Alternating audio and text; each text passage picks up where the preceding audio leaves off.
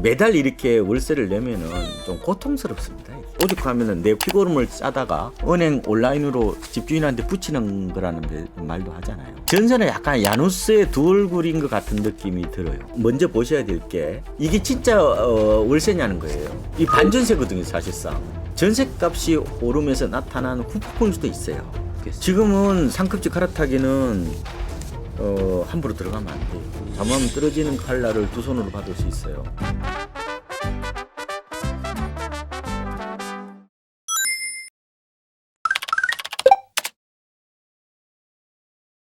이 거래량이 뚝 떨어졌어요. 지금은 안 사겠다는 거예요. 이거는 이제 약간 변심을 한 거거든요. 이제 상승률이 둔화되다가 이게 이제 좀 더 이어지면은 이제 가격이 좀 떨어질 수 있는 그런 측면이 있는데 아직까지는 이게 집값이 본격적으로 떨어지고 있다 이렇게 얘기하기는 좀 어려운 측면이 있어요. 이게 이제 과거와 달라서 그래요. 그 두 가지인데 첫 번째로는 시장의 파워가 커졌어요. 아마 노무현 정부 때 이때 아마 주로 버블 세븐 네. 기억하시죠? 네. 그때는 대책이 나오면은 재건축 아파트 값이 하루밤 사이에 뭐 3, 4억씩 빠졌죠. 지금 그렇지 않아요. 그런 이유 중에 하나가 이제 M2라고 그래서 시중에 풀린 총 통화량인데 2005년 8.3.1 대책 당시에 M2가 1,000조였습니다. 네. 지금은 4,300조 정도가 돼요. 시장에 이제 어떻게 보면은 파워가 4배 이상 커졌다. 한마디로 공룡처럼 이제 슈퍼 파워가 되었다 이렇게도 볼 수 있을 것 같고 그때는 주로 재건축 중심이었죠. 투자재잖아요. 지금은 뭐냐면은 주로 얼육신 문화 아시죠? 그러니까 주로 실제 거주 목적의 집을 사려는 수요가 주축이란 말이에요. 지금 주택 시장 트렌드를 가장 어떻게 보면은 그대로 보여주는 어떤 현상이 바로 얼육신입니다. 그게 바로 투자 중심에서 어떻게 보면은 약간 실거주 중심으로 좀 바뀌었다는 거예요. 물론 뭐 집을 사는데 대부분 투자를 뭐 고려 안 하고 사는 사람이 있겠습니까? 근데 그때는 이제 주로 재건축이었잖아요. 기억나실 겁니다. 막 개포, 잠실, 뭐 그죠?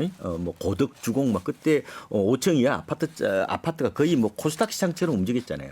지금은 다 입주했어요, 지금. 지금은 시장에서 오히려 바로미터가 제 생각에는 잠실의 엘리트라고 아마 아실 겁니다. 그죠? 엘스 리센트 트리종. 오히려 그게 시장 흐름을 보는 이제 풍향계 역할을 하는 거죠.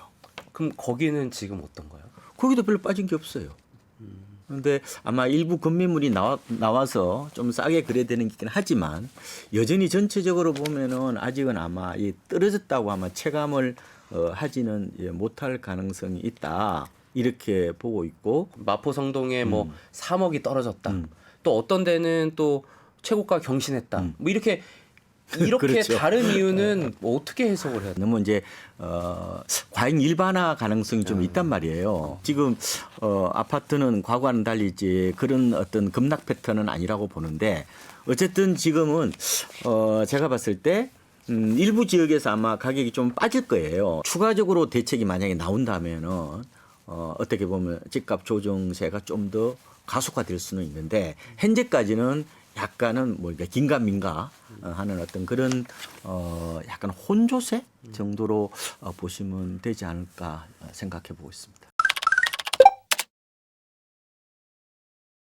저는 부동산은 장기적으로는 결국 공급의 문제인 것 같아요.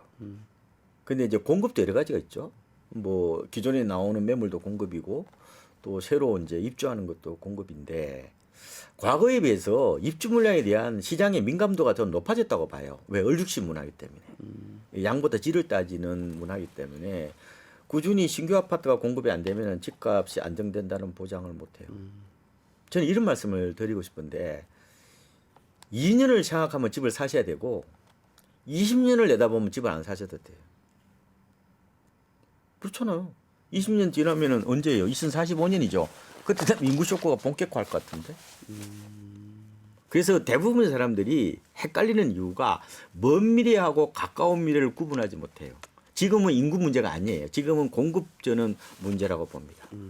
그래서 내 의사결정을 너무 먼 미래까지 섞어가지고 지금 단기적인 문제로 접근하시면 안 돼요. 지금은 상급지 갈아타기는 함부로 들어가면 안 돼요. 왜냐면은 이 가격이 좀 부풀려져 있고 그리고 너무 어떤 쏠림 현상 때문에 가격이 많이 올라서 조금은 기다리시는 게 좋을 것 같은데요. 잘못하면 떨어지는 칼날을 두 손으로 받을 수 있어요. 그래서 지금 언제든지 지금 추가적인 대책이 나와서 시장을 어떻게 보면 흔들 수도 있거든요. 지금 대책이 아마 지방에 대해서는 오히려 지금 지원 쪽으로 가고 풀어주려고 있죠. 하죠.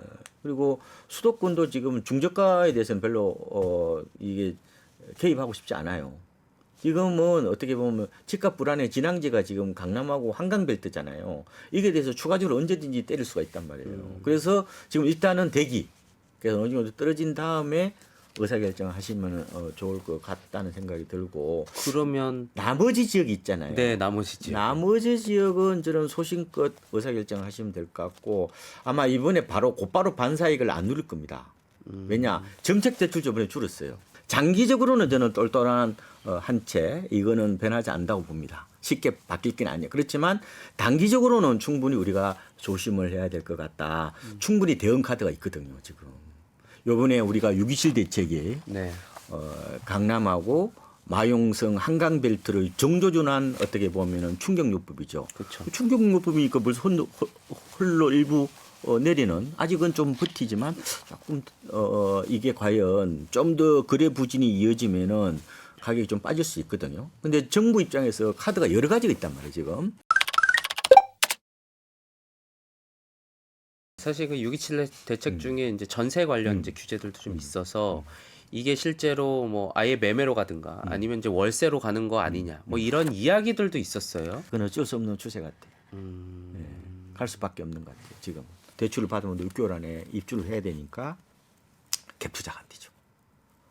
그러면은 갭 투자에서 전세 매물이 좀 나오잖아요. 이제 이제 더 이상 매물이 나오기 좀 어려운 구조다 이렇게 보시면 될 것 같고 그리고 뭐 이건 요번에 대출 문턱이 높아지니까 보니 신혼부부들 분들 그냥 아예 집 안 사고 전세로 또 이동하는 분들도 계시더라고요. 네. 그렇게 되면은 뭐 전세값이 좀 오를 수 있는 어떤 그런 측면이 있는 것 같고 입주 물량도 별로 없고 그리고 이제 계약갱 청구권을 행사하는 세입자들이 많죠. 그런데 보면은 2년 전에 비해서 제가 보니까 전세값이 서울 기준으로 보니까 10% 이상 올랐더라고요. 그러면은 집주인들은 당연히 이걸 월세로 아마 달라고 그럴 겁니다. 왜냐하면은 집주인 입장에서 유리하거든요. 서울 지역에 지금 전월세 전환율이라고 그러죠. 전세에서 월세를 바꿀 때에 적용하는 이율이 연 4.7%입니다. 지금 1년짜리 정기 예금 금리가 2% 초반대예요. 2배 이상 수익이 되죠. 그럼 당연히 월세로 돌리는 게 낫죠. 먼저 보셔야 될 게 이게 진짜 월세냐는 거예요. 이 반전세거든요, 사실상. 우리가 알고 있는 우리의 월세는 그러니까 우리가 보통 언론마다 뭐 월세 가격이 올랐다 이렇게 네. 보도가 나오잖아요. 이거는요 어떻게 보면은 전세값이 오르면서 나타나는 후폭풍일 수도 있어요. 왜 이런 말씀을 드리냐면은 우리나라 월세 지수를 내잖아요. 그러면은 이게 보증금 20억에 월 10만 원 내도 이거 월세로 분류가 됩니다. 아 그래요. 반전세, 반월세 뭐라고 해야 되나? 그러니까 우리나라에서 지금 월세화는 사실상 보증금이 좀 주는 거죠. 같이 임대료를 지불하는데 보증금은 좀 줄고 월세가 좀 높아지는 과정. 그래서 우리가 완전 어떻게 월세, 전면 월세로 가려면 앞으로 10년 이상 있어야 돼요. 제 생각에. 한참 있어야 된다고 보면 되고 우리나라는 어떻게 보면은 너무 보증금으로 내는 액수가 많다. 그래서 우리나라의 월세는 사실상 변형된 전세예요. 다만 이제 시장별로 약간 편차는 있는 것 같아요. 아파트는 저는 제 생각에 당분간 아마 전세가 유지될 거라고 봅니다. 왜냐하면 아파트는 잘 보십시오. 아파트는 딱 내가 들어갈 때 이게 깡통 전세가 될지 좀 이게 가늠할 수 있잖아요. 그렇죠. 아파트는 거래가 또 자주 이루어지고 또 그리고 대충 측정이 되잖아요, 그죠? 그래서 전세 제도가 아파트에서는 좀 유지될 수 있다는 거예요. 왜 전세가 좀 싸니까요, 월세에 비해서. 그런데 이 다세대 다가구나 이런 쪽은 아마 급속하게 월세로 진전되는 그런 약간 아파트하고 비아파트 간의 온도 차이가 좀 극심할 거라고 보이거든요. 그래서 잘 아시다시피 지금 빌라 전세 사기 여파 잘 기억하시잖아요. 네. 그 여파로 지금 세입자 입장에서는 이게 집주인한테 이 돈을 과연 맡겨서 나중에 되돌려 받는다는 보장을 못 하는 거예요. 그게 깜깜이 계약이거든요. 제가 보니까. 이게 이제 보통 보면은 다세대 다가구 같은 데 한번 가보시면은 내가 주민센터에 가서 그 이전에 전입한 세입자는 알 수는 있어요. 그렇죠? 떼보면 되잖아요. 전입세대 열람은. 문제는 이 사람이 전세인지 월세인지 몰라요. 내가 알고 싶은 건 뭐예요? 전세 보증금이 나 이전에 들어온 사람들 다 합쳐서 얼마 정도 되는 거냐는 거잖아요. 그러면 내가 매매 가격 대충 나올 거 아니죠? 그러면은 내가 어느 정도 이렇게 전세 보증금을 지불해야 안전한지를 가늠할 수 있는데 문제는 그걸 알 수가 없다는 거예요. 그러니까 깜깜이 계약이다 보니까 사실 월세를 원하지 않는 경우들이 있긴 있는 거잖아요. 여전히 그 전세로 사는 게 세입자 입장에서는 더 유리하다는 거예요. 그래서 실제로 보니까 작년에 이제 주택금융공사에서 수요자 실제 조사를 했어요. 거기 보니까 당신이 앞으로 어느 쪽으로 들어갈 거냐, 전세로 갈 거냐, 월세로 갈 거냐. 예, 정확하게 80.5%가 전세로 들어가 있다. 월세는 이제 길바닥에 돈 뿌린다고 그런 얘기도 하잖아요. 네. 그래서 이게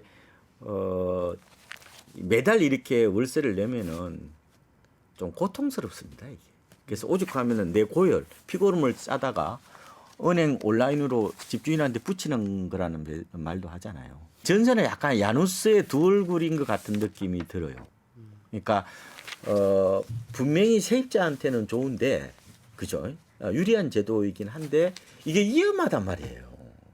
왜냐하면 결국 집주인한테 돈 빌려주는 거잖아요. 그렇죠. 그런데 한편을 보면 그냥 무조건 맡기는 건 아니고요. 전입 신고를 하고 확정일자를 받으면은 이 담보 설정하고 같은 효과가 있거든요. 전세 제도에 분명히 이런 이제 장점에도 불구하고 말씀하신 것처럼 이제 부작용이 최근 들어서 자꾸 이제 드러나기 시작하는 거예요. 이게 깡통 전세 문제. 그 다음에 이제 최근에 이제 문제가 되고 있는 게 이게 이제 결국은 이제 갭 투자의 먹이가 되고 있다는 거예요. 우리나라 사람들은 대부분이 어쨌든 간에 전세 사는 사람들은 집값의 절반을 현금으로 쥐고 있다는 거잖아.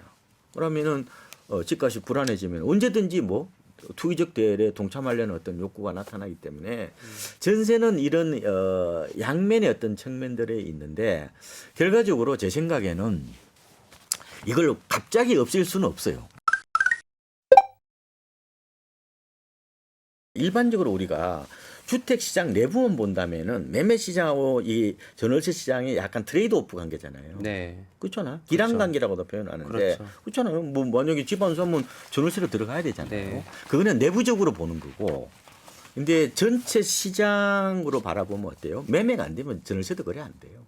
시장의 이렇게 분위기 자체가 떨어진다는 네. 말씀이신 거죠? 돈이 안 도는 거죠, 한마디로. 전월세 거래량은 아무리 실수요잖아요. 실수요기 때문에 같이 줄기는 하는데 매매보다는 그렇게 확 안 줄어요. 그래서 실제로 보면 전세도 보면은 6월에 한 12,000건 정도가 돼요. 근데 7월에 가면은 이게 9,300건 정도로 조금 떨어져요. 물론 이게 8월 말까지 집계를 해야 되지만 네.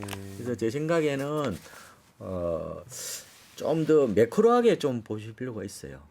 그래서 전세든 월세든 매매든 좀 같이 움직이는 특성이 더 강하다는 거예요. 앞으로 좀 더 저는 전세 가격은 오를 요소가 있다. 이게 요번 대책만 볼 게 아니라 전체적으로 아마 이재명 정부의 부동산 정책을 같이 놓고 판단해야 되지 않을까. 이런 생각을 해봐요. 그러니까 지금은 이렇게 보시면 될 것 같아요. 그러니까 전세 시장이 좀 불안해질 수 있다. 이 정도로 보시는 게 맞지 않을까. 이제 대책은 저는 단기적인 변수라고 봐요. 장기적으로 보면 결국 전세는 제가 봤을 때 입주 물량에 민감하게 움직이거든요. 이 전세는 실수요잖아요. 뭐 김치하고 라면 같은 거란 말이에요. 그러면 가뜩이나 지금은 얼룩신이고 어떻게 보면 양보다 질을 따지는 어떤 그런 흐름이라면은 전세 시장은 앞으로 저는 오를 가능성이 더 높다 이렇게 보는 거예요. 단기적으로는 정부 대책에 따라서 어떻게 내릴 수 있지만 장기적으로 보면 결국은 어떻게 보면은 공급 문제이기 때문에 지금 공급이 지금 거의 없는 상황에서 전세 시장 안정을 과연 대출로 가지고 이걸 완전히 안정시키기에는 녹록지는 않다. 저는 이렇게 보고 있습니다. 가을이 결국 이사철이라서 이제 수요들도 지금은 공급들도- 가을 이사철도 없어졌어요. 아, 옛날 그래요? 같지 않아요. 과거에 비해서 지금 전월세 시장에 계절성이 많이 좀 희석됐다고 그럴까? 그래서 이제 매스컴에 보면 많이 나오죠. 막 가을 이사철. 근데 가을 이사철이 반드시 전세 가격이 더 오른다는 보장도 없어요, 지금은. 다만 약간 남아 있는 거는 이 학군 수요 있잖아요. 네. 그래서 1, 2월 달에 이제 학급이 편성되기 전에 좀 옮기려는 학부모들이 일부 대치동이라든지 뭐 중계동이나 이런 데들은 좀 나타나는데 그것도 아마 점차 없어질 것 같아요. 왜냐하면 지금 학년기 지금 어린이들이 가면 갈수록 줄잖아요. 줄죠. 그래서 앞으로는 아마 제 생각에는 이사철이라는 말도 아마 상당 부분이 이제 옛날 말이 될 가능성도 있다 이렇게. 이제 위원님이 말씀해 주신 내용들을 토대로 이제 좀 판단을 하지만 실제로 상담하시는 분들은 어떤 걸 좀 많이 요즘 얘기를 하시나요? 확실히 그 빌딩 수요는 줄어든 거는 맞는 것 같아요. 고가 아파트 쪽에 관심이 부쩍 는 것은 맞습니다. 조물주 위에 이제 건물주라고 그랬잖아요. 건물주죠. 지금 바뀌었어요. 지금은 오히려 건물주 위에 오히려 배당주라고 그러거든요. 투자도 그쪽으로 많이 넘어갔다 이렇게 보면 되고 요번에 이제 그 6.27 대책이 나오면 어때요? 과거 어떻게 됐어요? 주로 상가 같은 거 많이 올랐죠. 그때 보면 그렇죠. 빌딩 같은데 막 네. 거래가 많이 되고 있다가 많이 되고 있다는 그런 얘기들이 과거에는 많이 들리잖아요. 꼬마 빌딩 뭐 이런 거. 지금은 안 들려요. 이게 어떻게 보면은 지금 일부 이제 뭐 급매물이나 아니면 싼 것들은 좀 팔리는데 개인들이 안 삽니다. 개인들이 안 사고 주로 법인들이 사요. 사옥용으로. 아, 예, 빌딩 시장의 투자 중심에서 어떻게 보면 실수요 중심으로 완전히 바뀌었다 이렇게 보시면 될 것 같아요. 그렇잖아요. 이게 지금 창업도 안 하죠. 그다음에 이게 뭐 옛날처럼 가게를 문 여나요? 작년에 자영업자가 무려 100만 명 정도가 뭐 문 닫았다는 거 아니에요? 그래서 옛날에는 빌딩 하나 갖고 있으면은 뭔가 든든했어요. 지금은 이 불안한 거예요, 이게. 투자 비용들이 아파트에서 좀 벗어나서 다른 이제 증권이나 다른 이제 뭐 금융 투자 쪽으로 가야 된다고는 하지만 점점 더 서울 수도권에 그리고 또 강남의 아파트를 선호하는 분위기는 그렇다고 없어지고 그러진 않는단 말이에요. 제가 이제 얼룩신을 제가 만들었고 똘똘한 채도 이제 저보고 만들었다고 얘기를 기자분들이 얘기를 많이 하는데 원래 이제 그 똘똘한 한 채는 아마 주로 양도세나 아니면은 뭐 이렇게 종부세를 중과를 하니까 그에 따른 어떤 풍선 효과, 그죠? 그래서 당연히 뭐예요? 이런 집 안 가지려고 할 거 아니에요. 이왕이면 한 채 가지고 어떻게 보면은 보유하는 게 거주하는 게 훨씬 더 유리할 수 있다는 판단 때문에 그러니까 생긴 거죠. 일종의 규제의 후폭풍으로 생긴 거란 말이에요. 그게 노무현 정부 때뿐만 아니라 문재인 정부 때도 뚜렷하게 나타났죠. 윤석열 정부 들어서고 나서 어떻게 보면은 다주택자에 대한 규제가 일부 풀렸어요. 그런데도 불구하고 왜 이렇게 그러면은 이 똘똘한 한치 현상이 나타나느냐? 세제상 어떻게 불리한 점도 뭐 무시할 수 없죠. 일부 남아 있단 말이에요.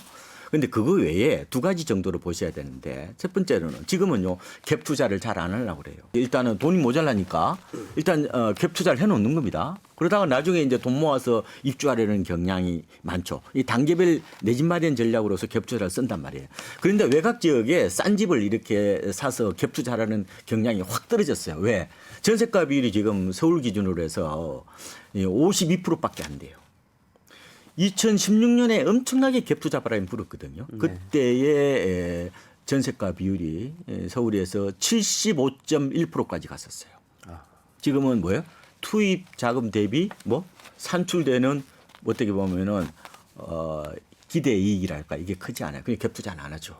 두 번째로는 빌딩 살려는 사람들이 고가 아파트 시장으로 이동해 버렸습니다. 경기는 침체되지, 공실은 늘어나지, 관리하기는 어렵지. 그러다 보니까 아예 빌딩을 사지 않고 아예 강남의 고가 아파트를 사려는 어떤 그런 흐름도 최근에 어떻게 보면 생긴 현상이란 말이에요. 그리고 굳이 하나 더 말씀을 드리면 이제 우리나라가 작년 말로 초고령 사회로 접어들었잖아요. 네. 어르신들이 많아 이제 만사가 귀찮아. 나이들은 만사가 귀찮아.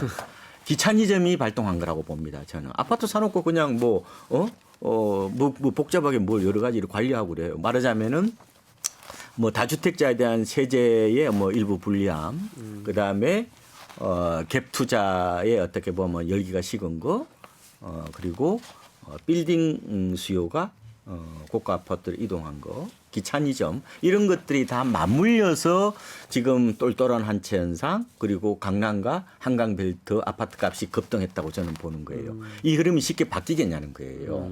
다만 지금 봤을 때 좀 조심해야 될 거는 뭐냐면은 이게 아무리 우리나라가 뭐 이렇게 선진국이 됐다 그러지만 지금 경제 체질하에서 강남 이른바 33평짜리 아파트가 저는 70억은 좀 과한 것 같고 제가 심정적으로 좀 받아들이기 좀 어려운 약간 거부감이 생기는 것 같아요. 근데 뭐 제가 이게 정성적인 판단이니까 근데 어쨌든 이게 틀릴 수는 있겠지만 이게 어떻게 보면은 약간 강한 쏠림 현상이 나타나면서 이게 가격이 약간 저는 좀 부풀려진 게 아닌가.